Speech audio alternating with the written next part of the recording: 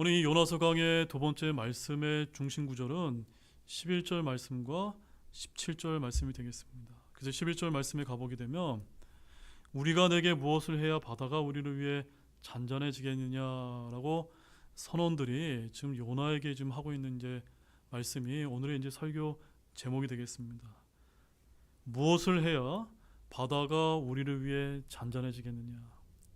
제가 이제 기도 때도 여러분에게 말씀을 드렸던 것처럼 제가 이 세상에 뭐와 같다고 말씀드렸죠? 험난한 파도가 치는 바다와 같은 세상이라고 말씀드리지 않았습니까? 저기는 이 선원들의 질문에 굉장히 철학적인 질문이 바로 들어가 있다고 생각됩니다.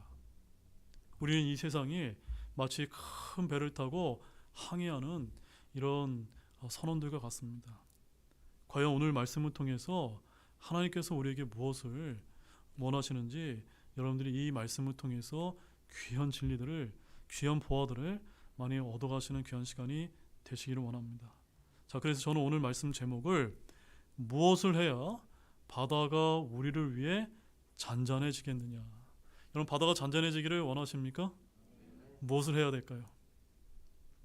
그래서 이 본문 11절에 선원들이 한 말로서 오늘날 우리를 향한 메시지라고 저는 생각이 되며 여러분에게 강조를 드리겠습니다. 원래 우리는 큰 폭풍과 성난 파도 같은 험난한 이 세상의 바다를 항해하는 선원들과 같습니다. 그때 우리는 어떻게 해야 될까요?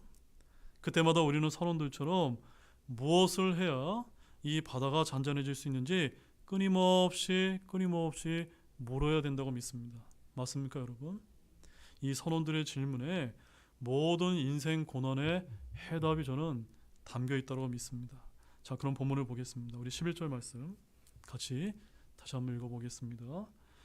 바다가 움직이며 사나워짐으로 그때 그들이 그에게 이르되 우리가 내게 무엇을 해야 바다가 우리를 위해 잔잔해지겠느냐 하니. 자, 선원들은 요나가 누군지 왜 이 배를 타고 있는지 잘 들었습니다. 요나가 하나님의 명령을 거역하고 다시스로 도망가는 중이란 말은 이 바다의 큰 바람과 폭풍의 원인이 무엇인지 능히 알 수 있는 대목입니다. 요나는 히브리 사람으로 바다와 육지를 만드신 주 곧 하늘의 하나님을 두려워하고 있다라고 9절에 말씀을 하고 있습니다. 히브리 사람들이 믿는 히브리 종교는 창조주 하나님이라는 사실을 당시 지중해 연안의 대부분 민족들이 다 알고 있었습니다. 이것은 오늘날 전 세계 민족들도 유대인들의 종교라고 하면 유일신 사상, 선민의식을 갖는 것을 이러한 것을 다 아는 것과 마찬가지 사실입니다. 이렇게 히브리 사람들이 믿는 하나님은 바다와 육지를 만드신 주, 곧 하늘의 하나님입니다. 선원들은 요나에게 10절에서 뭐라고 얘기합니까? 그들이 그가 주의 얼굴 앞을 떠나 도망한 것을 알고는 그때 그들이 심히 두려워하며 그에게 이르되 내가 어찌하여 이 일을 하였느냐라고 10절에서 이렇게 물은 바가 있는데, 이는 이 재앙의 결과가 요나가 아니라 자신들에게 직접 임했기 때문입니다. 불순종한 요나가 홀로 고통을 받았다면 선원들은 별로 개의치 않았겠지만 바다의 큰 바람과 폭풍은 이 배에 탄 모든 사람의 생명을 위협하고 있었기 때문입니다. 자, 우리는 이런 예를 성경에서 많이 이제 찾아볼 수가 있습니다. 예를 들어서 아이성에서 한 사람 아간의 죄로 인해 이스라엘 전체가 전쟁에서 패하고 위기에 빠진 적이 있지 않았습니까? 또한 한 사람 사울왕의 불순종은 사울의 집을 멸망으로 이끌었습니다. 여러분, 전도서 10장 1절 말씀 한번 찾아보십시오. 전도서 10장 1절 말씀에 가보게 되면 이와 같은 이제 사실과 관련된 중요한 말씀이 담겨 있습니다. 전도서 10장 1절 말씀입니다. 우리 같이 읽겠습니다. 죽은 파리들이 약재사의 향유에서 지독한 냄새가 나게 만드는 것 같이 작은 어리석음도 지혜와 명예로 명성을 얻은 자를 그렇게 만드니라. 지혜와 명예로 명성을 얻은 자를 그렇게 만드는 것이 무엇입니까? 작은 어리석음이다.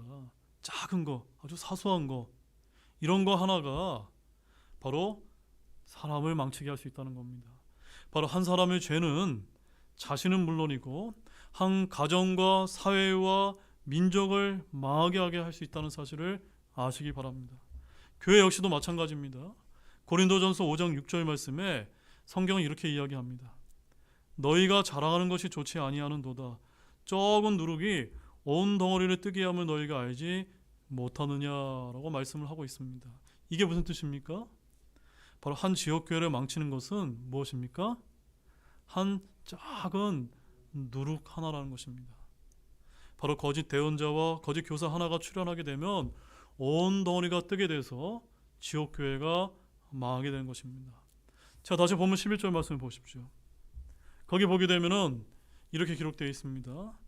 바다가 움직이며 사나워짐으로 그때 그들이 그에게 이르되 우리가 내게 무엇을 해야 바다가 우리를 위해 잔잔해지겠느냐 하니 라고 되어 있는데, 바로 선장이 요나를 깨우고 선원들이 제비를 뽑아 요나가 자신이 누구인지 말하는 사이에 바다가 움직이며 사나워졌다는 점입니다. 전에는 큰 바람과 폭풍이 두려웠던 선원들이 이제는 누구를 두려워하고 있습니까? 하나님을 이제 두려워하고 있다는 점입니다.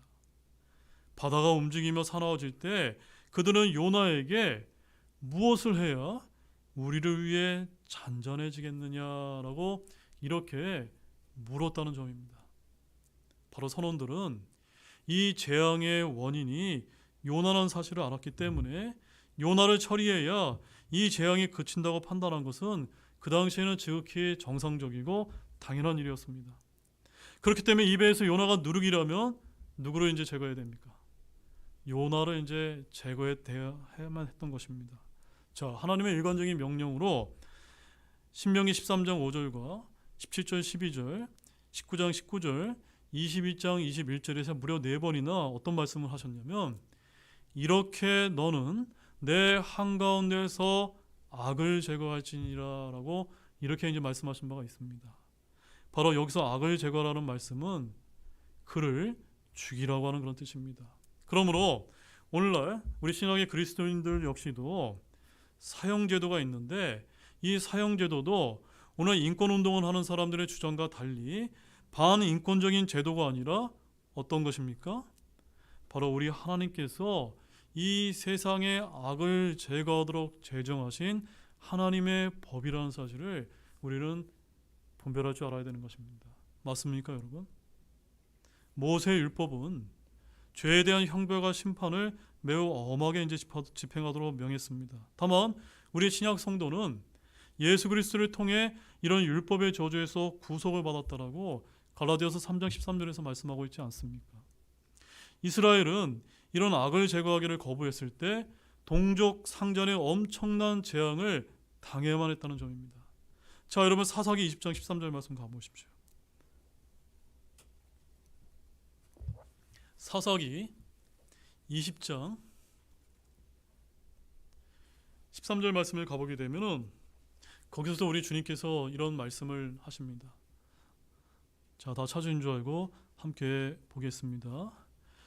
그러므로 이제 기브아에 있는 사람들 곧 벨리알의 자손들을 우리에게 넘기라. 그러면 우리가 그들을 죽여 이스라엘에서 악을 제거하리라 하였으나 베냐민 자손이 자기 형제 이스라엘 자손의 음성에 귀를 기울여 하지 아니하고. 자, 당시에 베냐민 지파의 기브아라는 곳에는 벨리알의 자손들이 있었습니다. 근데 이 벨리알의 자손들이 얼마나 이제 악했냐면 이들은 동성애자들에다가 음행하는 자들이었다라고 성경은 이야기하고 있습니다. 그래서 성경은 뭐라고 말합니까? 그들을 죽여서 어떻게 하라고요? 악을 제거하라는 겁니다. 이스라엘에서 악을 제거하라는 겁니다. 바로 이런 말씀을 통해서 죽이는 것이 바로 어떤 겁니까? 악을 제거하는 것이다. 자, 다시 본문 11절 하반절을 보십시오. 무엇을 해야 바다가 우리를 위해 잔잔해지겠느냐. 바로 오늘 설교 제목입니다. 선원들은 요나를 어떻게 처리해야 할지 의논하는 대신에 요나에게 직접 물었습니다. 우리는 어떤 문제가 터질 때 당사자에게 답을 찾고 해법을 묻는 경우가 있는데, 우리는 누군가로 인해 피해를 볼 때 그 사람에게 따지거나 불만을 토로하면서 책임져라, 빨리 이것을 해결해 달라고 요청합니다. 그러나 대부분은 소득이 있습니까? 없습니까? 소득이 없습니다. 우리도 인생이란 바다에서 큰 바람과 폭풍을 만날 때가 참 많이 있지 않습니까? 선원들처럼 부르짖기도 하고 바다에 짐을 던지기도 합니다. 폭풍의 원인을 찾기 위해 노력합니다. 또는 책임자를 찾아 직접 해결해 보려고 요구하기도 합니다. 그럼 우리 그리스도인들로서 이럴 때 우리가 해야 할 일이 무엇이 있을까요? 무엇이 있습니까? 아무것도 없습니다. 바로 인생에서 겪는 폭풍과 큰 파도와 같은 고난 중에 우리는 무엇을 해야 이 바다가 우리를 위해 잔잔해질 수 있을까요? 무엇이 있을까요? 우리 시편 107편 한번 찾아보십시오.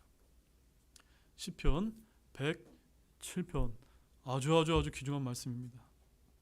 25절에서 30절까지의 말씀을 우리 한 목소리 한번 보겠습니다. 여기 우리의 인생이 이제 담겨 있습니다. 시편 107편 25절에서 30절 다 찾으신 줄 알고 우리 한 목소리 읽겠습니다.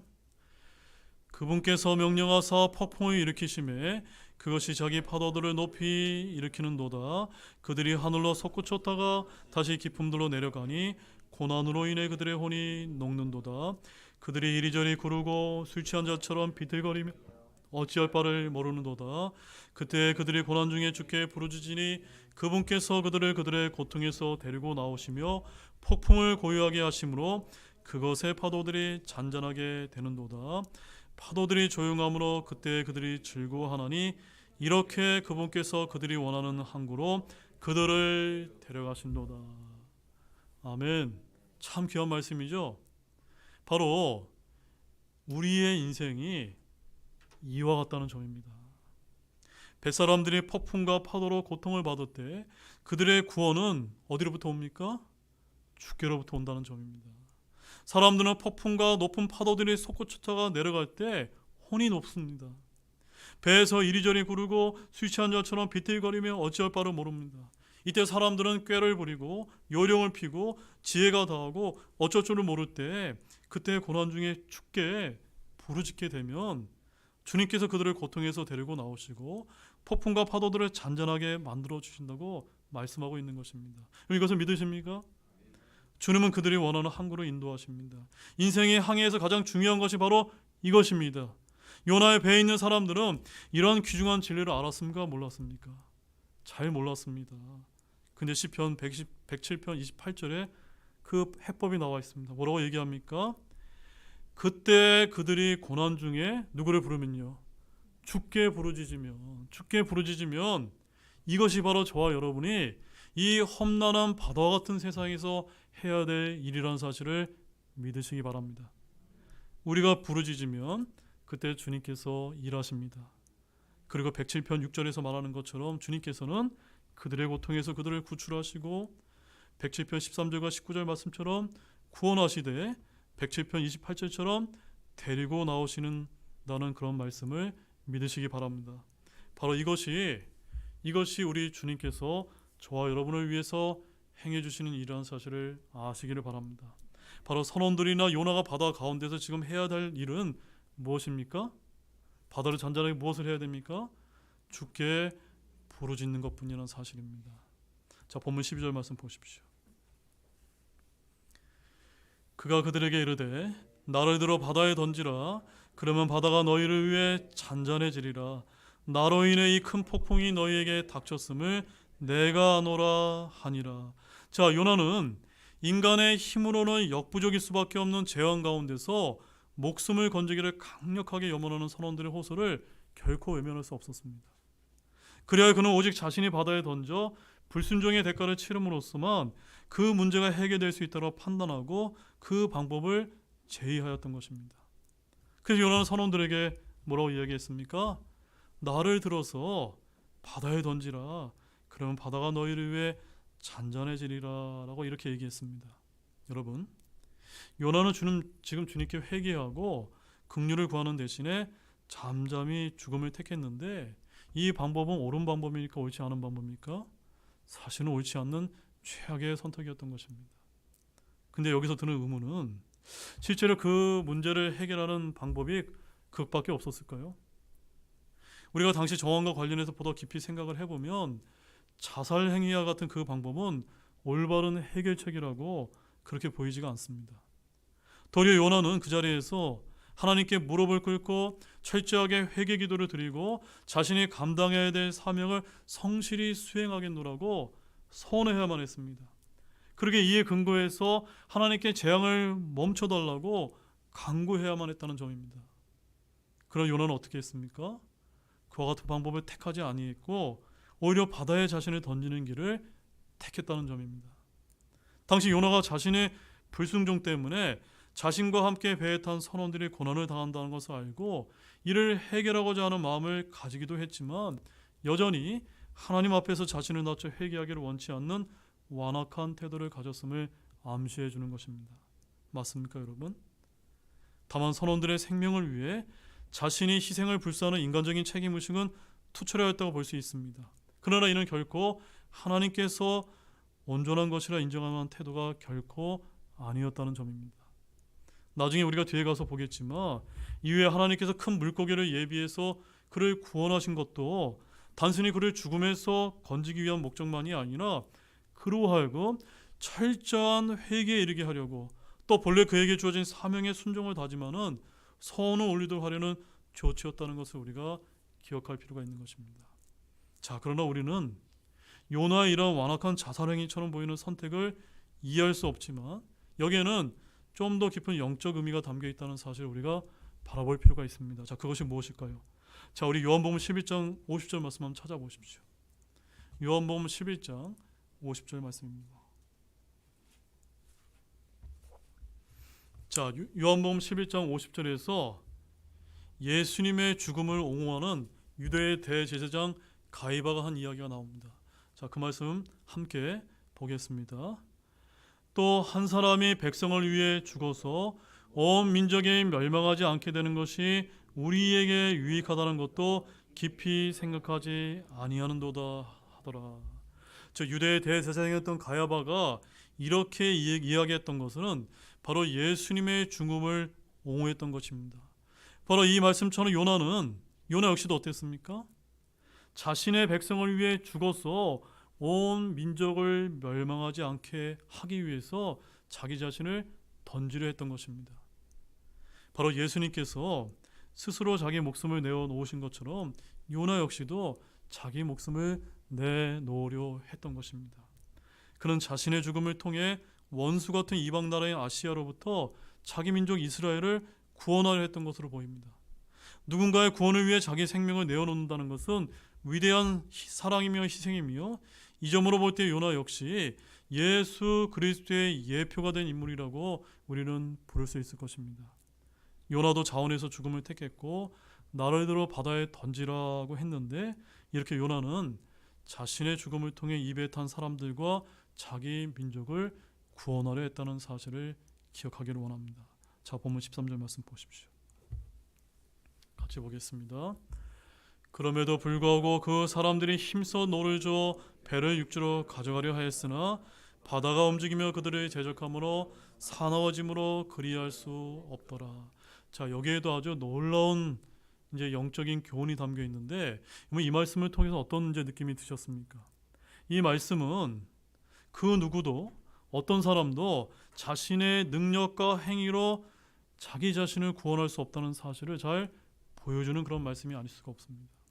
인간이 아무리 노력한다 할지라도 하나님의 뜻을 헤아리지 않고 오직 자기들만의 노력만 가지고 어떤 일을 도모한다면 그 같은 노력은 실상 아무런 소득을 얻을 수 없다는 사실을 여기서 보여주는 것입니다.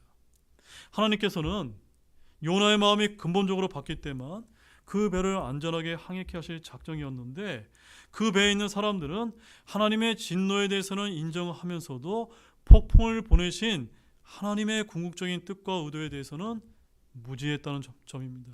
또한 이를 외면하고 그 가운데 인간적인 모든 수단을 동원해서 위기를 모면하려고만 했다는 점입니다.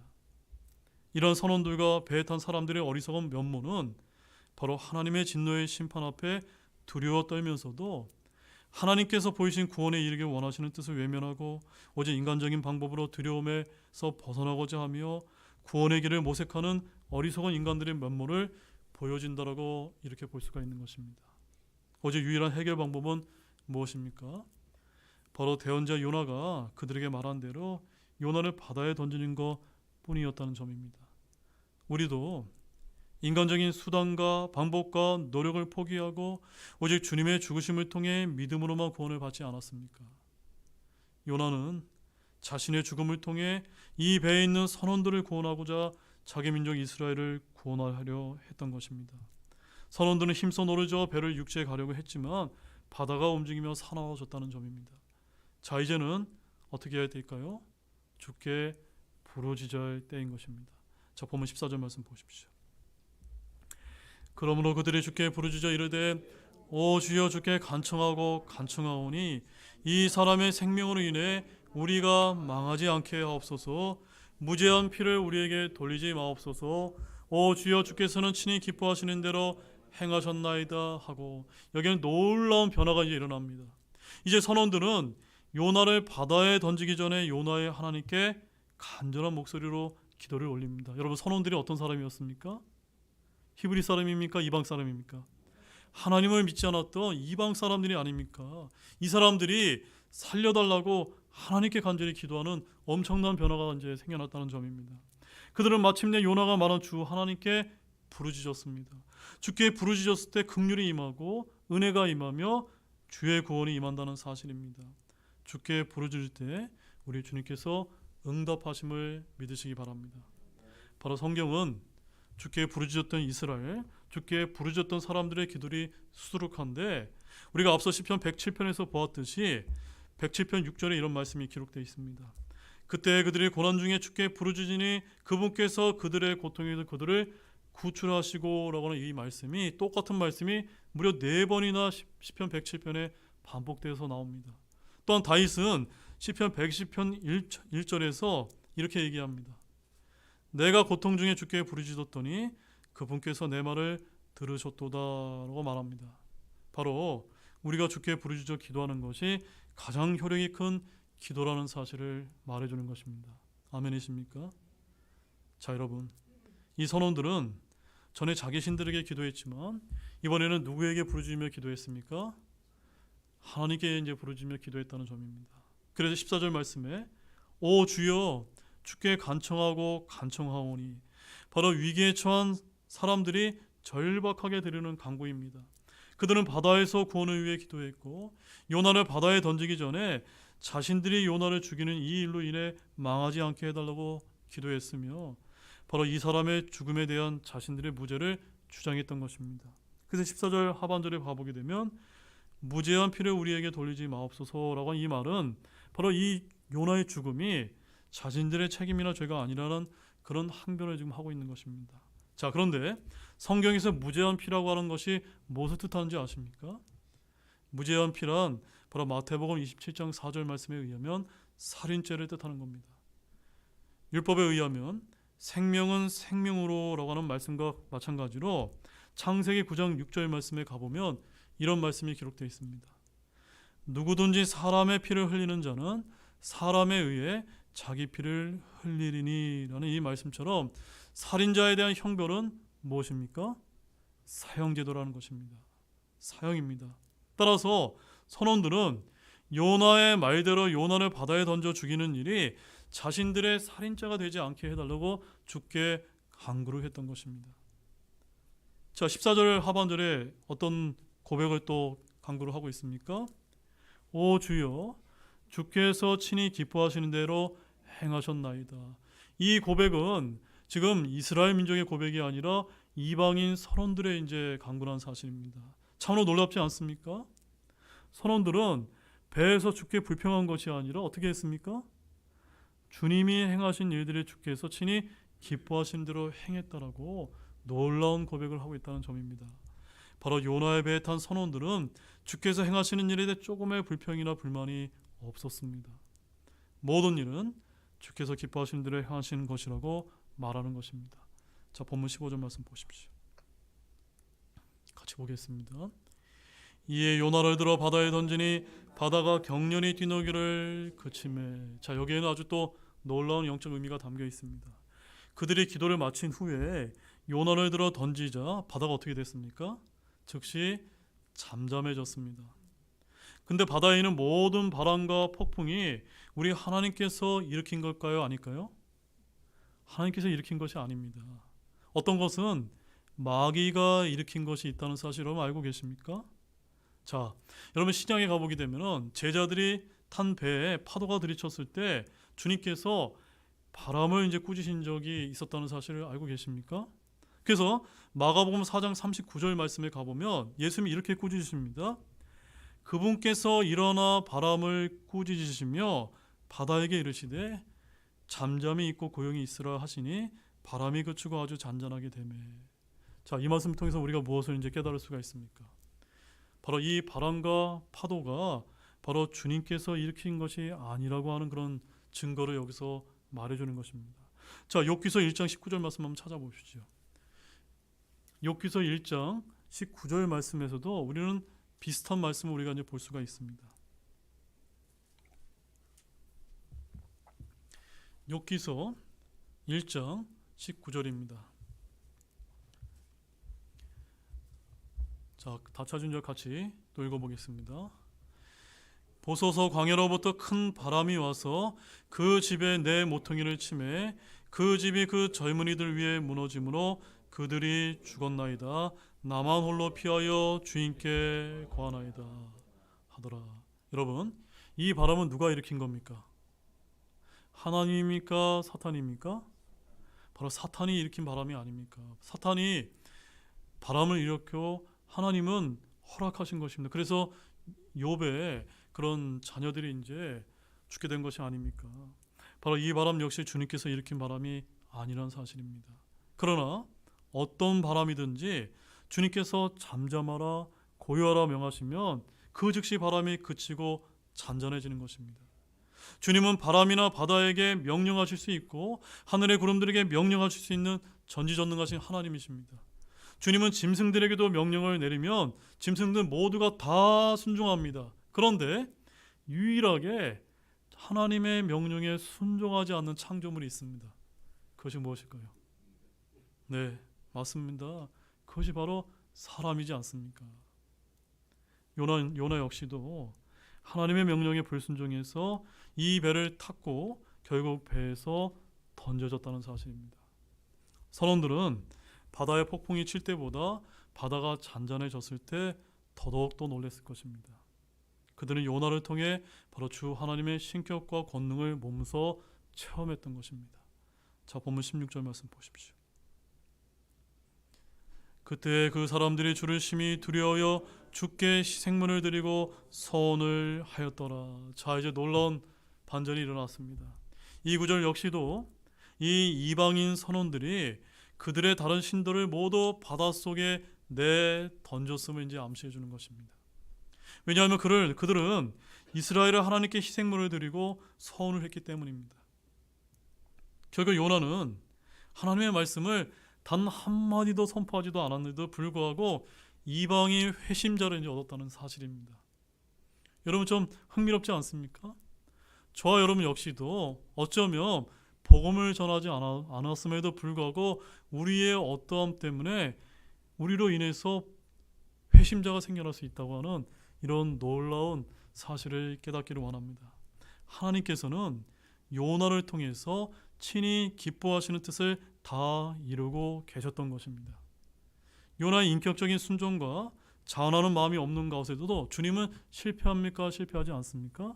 결코 실패하지 않습니다. 왜냐하면 하나님의 뜻과 계획과 목적은 사람이 불순종하든 순종하든 상관없이 무효로 돌릴 수 없기 때문임을 믿으시기 바랍니다. 본문 17절 말씀 보겠습니다. 자, 이제 마지막 구절인데 이 말씀이 굉장히 중요합니다. 여기에 아주 놀라운 의미가 담겨있기 때문에 잘 보시기 바랍니다. 17절 같이 읽겠습니다. 그런데 주께서 이미 큰 물고기를 예비하사 요나를 삼키게 하심에 요나가 밤낮으로 사흘 동안 그 물고기 뱃속에 있었더라. 자, 요나가 바다에 던져졌을 때 주님은 이미 뭘 예비하셨습니까? 큰 물고기를 예비했다고 되어 있습니다. 여기는 영어 킹제임스 성경에 보면 great fish라고 되어 있습니다. 큰 물고기를 예비하사 요나를 삼키게 하셨다라는 말씀이 있습니다. 자, 여러분 여기 2층 우리 친교실에 가보게 되면 미국에 있는 독립침묵의 성도님들 우리 교회를 위해서 보내준 요나 그림 있는 거 아시죠? 거기 보면 요나 그림 앞에 어떤 큰 물고기가 있습니까? 큰 고래가 있는 거 여러분 보셨습니까? 맞습니까? 틀립니까? 맞습니까? 틀립니까? 맞지 않습니까? 여러분 이것을 모른다면 여러분이 성경을 부지하게 이제 보신 겁니다. 그런데 여기서 이 큰 물고기를 두고 오늘날 현대 신학자들이 아주 쓸데없는 논쟁을 합니다. 어떤 논쟁을 하냐면 이 큰 물고기가 큰 고래일 가능성은 크지 않다라고 이런 주장을 하는 것이 오늘날 학자들의 똑똑한 학자들의 주장이란 사실입니다. 자, 그들이 어떻게 이제 이유를 대냐면 지중해 가보게 되면 고래가 거의 없을 뿐만이 아니라 또한 고래의 몸집은 어마어마하게 크지만 목구멍이 좁아서 사람을 통째로 삼키기 어렵기 때문이라는 근거를 대면서 아마도 그것은 큰 물고기는 고래가 아니라 큰 상어일 것이다 라고 이렇게 이제 주석을 한다는 점입니다. 근데 여러분, 예수님께서 친히 하신 말씀에 뭐라고 하신지 아십니까? 우리 마태복음 12장 40절 한번 가보십시오. 마태복음 12장 40절 말씀. 자, 상어일지 고래일지 우리 한번 확인해 보기 바라겠습니다. 마태복음 12장 40절 말씀. 다 찾으셨습니까? 우리 눈을 크게 뜨셔서 한번 잘 보십시오. 같이 읽겠습니다. 요나가 밤낮으로 사흘 동안 고래 뱃속에 있었던 것 같이 그렇게 사람의 아들도 사흘 동안 땅의 심장부에 있으리라. 상어입니까? 고래입니까? 고래입니다. 누구의 말씀입니까? 예수님이 친히 하신 말씀이지 않습니까?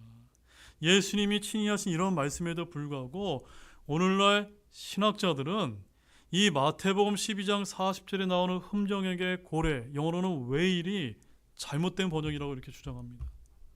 진짜 기적은 요나가 큰 물고기에서 토해졌을 때 그가 살아있었을 것이라는 그런 허무맹랑한 주장까지 하고 있습니다.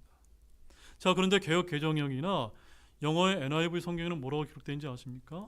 이 마태복음 12장 40절 말씀이 고래가 아니라 큰 물고기라고 이렇게 변개가 되어 있다는 점입니다. NIV에는 huge fish라고 되어 있습니다. huge fish, 큰 물고기. 고래입니까? 물고기입니까? 고래라는 사실입니다. 그러면서 이 학자들은 요나의 기도를 보면 그는 살아있었고 의식을 갖고 있었음을 암시한다고 하는 아주 모순된 해석을 이제 내놓고 있습니다. 여러분, 그러나 이런 주장은 성경에 기록된 진실과 너무도 거리가 멀다는 사실을 여러분 알고 계십니까? 요나의 기도는 그가 지옥, 바로 지하세계의 낙원으로부터 올라온 후에 드려진 것이며 그 증거는 17절 말씀을 보게 되면 사흘 동안, 즉 3일 낮과 3일 밤, 영어로는 3 days and 3 nights이 지난 후에 요나서 2장 1절 말씀처럼 요나가 기도를 드렸고 이렇게 성경은 기록하고 있는 데서 우리가 알 수가 있는 것입니다. 즉 요나가 고래 뱃속에서 완전히 죽었다가 부활 후에 기도가 드려진 것이라는 사실입니다. 이것이 바로 성경에 기록된 그대로의 말씀이지 않습니까? 아멘이십니까? 우리 창세기 1장 21절 말씀 가보시죠. 창세기 1장 21절에 더더욱더 이제 놀라운 말씀이 기록되어 있는데 창세기 1장 21절 말씀. 자, 어떤 말씀이 기록되어 있을까요? 함께 읽어보겠습니다. 하나님께서 큰 고래들과 물들이 풍성히 낸 움직이는 모든 살아있는 창조물을 그것들의 종류대로 날개 달린 모든 날짐승을 그것의 종류대로 창조하시니라. 하나님께서 보시기에 좋았더라. 여러분, 어떤 단어가 여러분 눈에 들어오십니까? 큰 고래들. 하필이면 수많은 창조물이 있는데 하필이면 하나님께서 뭘 딱 꼭 집어서 언급하고 계십니까? 고래들을 창조하셨다. 여러분, 여기서 뭔가 떠오르는 영감이 있지 않습니까? 왜 하나님께서 다른 수많은 창조물을 제껴놓고 큰 고래를 언급하신 이유가 뭐라고 생각되십니까? 저는 여기에는 다른 이유가 없다고 생각합니다. 여기에는 바로 요나의 표적을 예비하기 위해서 하나님께서 준비하신 말씀이다라고 저는 그렇게 믿어집니다. 그래서 오늘 본문 17절에 뭐라고 되어 있습니까? 그런데 주께서 이미 큰 물고기를 예비하사라고 되어 있지 않습니까? 아무튼 요나는 밤낮으로 사흘 동안 그 물고기 즉 고래 뱃속에 있었습니다. 자, 일반적으로 이런 경우에는 완전히 소화되어서 몸이 모두 녹아버리고 없어져 버리는 것이 상식이지 않습니까? 그런데 요나는 사흘 동안 고래 뱃속에 있었지만 몸에 어느 지체 하나도 결코 없어지지 않았습니다. 용광로 속에 던져진 다니엘의 세 친구나 사자굴에 던져진 다니엘이나 바닷속에 던져졌던 큰 물고기 속에 있던 요나는 결코 소멸되지 않았습니다. 사람들은 기적이라는 말 외에 달리 설명할 수는 없지만 성경은 이것을 뭐라고 부릅니까? 요나의 표적이다라고 부르고 있지 않습니까? 왜일까요, 여러분? 여기에는 굉장히 큰 교리적인 의미가 담겨 있습니다. 이는 바로 이스라엘 민족이 이집트라고 하는 세상이란 철용광로 속에 던져졌지만 전혀 상하지 않았던 것이나 바빌론의 포로 생활을 했지만 전혀 상하지 않았던 것과 같은 의미인 것입니다. 바로 용광로, 사자골, 고래 뱃속이 이들을 삼켰지만 이들은 모두 거기서 멀쩡하게 나와서 주 하나님을 증언하는 표적이 되었던 것입니다. 즉 하나님께는 그런 환경 속에서 그들을 보호하셨던 것입니다. 즉 고래 뱃속의 요나처럼 세상이라고 하는 거대한 무덤에 묻힌 이스라엘은 다시 부활해서 국가를 세웠는데 이 점에서 요나는 무엇을 예표하는 겁니까? 바로 하나님께 불순종했던 이스라엘을 예표하는 것이 바로 누구라는 겁니까? 요나였다는 사실입니다. 하나님께서는 요나를 그러나 버리거나 결코 포기하지 않으셨습니다. 하나님은 이스라엘을 완전히 버리지 않고 다시 일으켜 세우실 것입니다. 자, 우리 마태복음 12장 39절에서 41절 말씀 다시 한번 읽어보십시오. 함께 읽겠습니다. 그분께서 그들에게 응답하여 이르시되 악하고 음란한 세대가 표적을 구하지만 대언자 요나의 표적 외에는 내가 아무 표적도 그 세대에게 주지 아니하리라. 요나가 밤낮으로 사흘 동안 고래 뱃속에 있었던 것 같이 사람의 아들도 밤낮으로 사흘 동안 땅의 심장부에 있으리라. 심판 때 니느웨 사람이 이 세대와 함께 일어나 이 세대를 정죄하리니 이는 그들이 요나의 선포로 인해 회개했기 때문이라. 그러나 보라, 요나보다 더 큰 이가 여기 있느니라. 아멘. 즉 요나는 사흘 밤낮을 고래 뱃속에 있다가 살아나와서 니느웨에서 주의 말씀을 선포했는데 주님은 이것을 뭐라고 부르셨습니까? 요나의 표적이다라고 반복해서 부르고 계신 것입니다. 바로 자신이 이처럼 땅의 심장부로 들어가 사흘 밤낮을 있다가 부활해서 나오신다고 말씀하신 것입니다. 요나가 밤낮으로 사흘 동안이라는 이 말씀은 바로 고래 뱃속에 있었던 사건으로서 우리 예수님의 죽으심과 묻히심과 부활에 대한 가장 분명한 예표적인 사건인 것입니다. 요나는 말로써 주 예수 그리스도를 대언한 것이 아니라 자신의 죽음과 부활을 통해 주 예수 그리스도의 사역을 그대로 보여주었던 것입니다. 마지막으로 여러분 잘 기억하시기 바랍니다. 요나의 사역은 자신이 원치 않고 계획하지 않았던 일의 연속이었다는 사실입니다. 요나는 자신의 불순종으로 인해 징계를 받는 사건이 그리스도의 예표가 될 것이라고는 꿈에도 상상하지 못했을 것입니다. 요나는 자신의 사역을 통해 이방인들까지 구원하지 않았습니까? 요나는 자신의 죽음과 부활을 통해 주 예수 그리스도를 증언하는 표적이 되었습니다. 구약의 어떤 대언자도 이러한 예가 없었습니다. 요나의 표적대로 예수님은 고난을 받고 죽은 자들로부터 다시 일어나셨던 것입니다. 이제 결론을 맺겠습니다.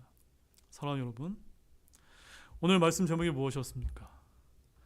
무엇을 해야 바다가 우리를 위해 잔잔해지겠느냐라고 하는 이 철학적인 질문을 통해 오늘 본문의 내용을 살펴보지 않았습니까? 결국 이방인 선원들은 요나가 원하든 원치 않든 회심자가 되었고 주께 부르짖어서 건짐을 받게 되는 그런 귀한 내용을 저희들이 듣지 않았습니까? 또한 요나가 의도하든 안 하든 그의 생각과 달리 하나님께서 수천 년 전부터 예수님의 죽으심과 부활을 예표할 요나의 표적을 예비하기 위해서 큰 물고기인 큰 고래를 창조하시고 예비하셨다고 하는 놀라운 말씀까지도 우리가 보지 않았습니까? 여러분, 우리가 살아가는 이 세상은 험난한 폭풍과 파도가 있는 바다와 같은 그런 곳입니다. 어떤 파도가 몰려와도 우리가 주님께 부르짖고 회개하면 주님께서는 우리를 안전하게 항구로 선하게 인도하실 줄을 굳게 믿으시기 바랍니다. 우리가 알든 모르든 하나님의 주권적인 섭리에 의해 이 세상은 한치의 오차도 없이 하나님의 계획대로 진행되고 운행된다는 사실을 믿으시기 바랍니다. 그러면 우리는 오직 주님의 말씀대로만 살 때 소망이 있음을 믿는 모두가 되시기를 우리 주 예수 그리스도의 이름으로 간절히 축원합니다. 기도 마치겠습니다. 하나님 아버지,